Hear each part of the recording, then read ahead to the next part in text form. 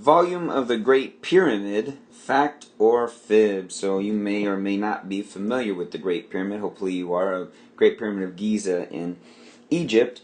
And this is the measurements that I pulled up this image here for the measurements. And they put these measurements in cubits. And this is kind of an ancient measurement here that's about the length of a forearm. So back in ancient times when they constructed different structures, they would use cubits. So the units I'm going to use, we could do it in meters or feet or anything, but the units I'm going to use is cubits. So we'll look at the base first. We're going to solve for the volume of this pyramid, or I'm going to solve for it, and you guys can see if I do it correctly.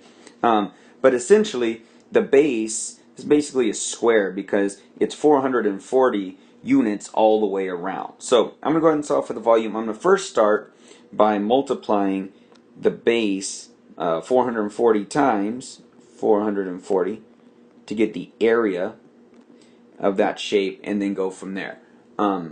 Real quickly, I'll do it for you real quick, but I worked this out prior to, and it is accurate when you do this, but you should get 193,600 units, or cubits, I'm sorry, for the area. That's just the area, the inside of this shape right here. Well, what I can't forget to do is divide this by 2. So 193,600 is what I get when I multiply it.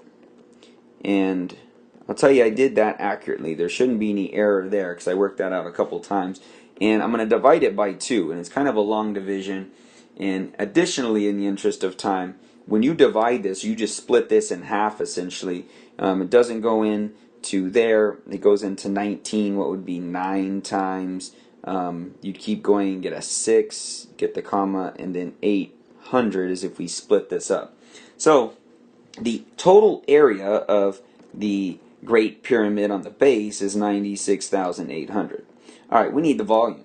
So we need to multiply that by the height here, which is 280, and then we're going to have to get 1/3 of it. Here's what I'm going to do real quick. We know it's 280. I'm going to get 1/3 of 280 real quick. So it's like 280 divided by 3. I'm probably going to get a decimal.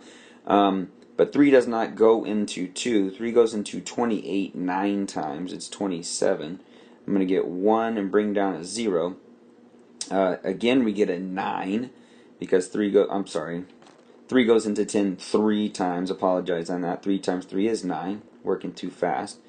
When I carry, I'm going to get a 1, and we're basically going to get this repeating situation where I get a 93.3.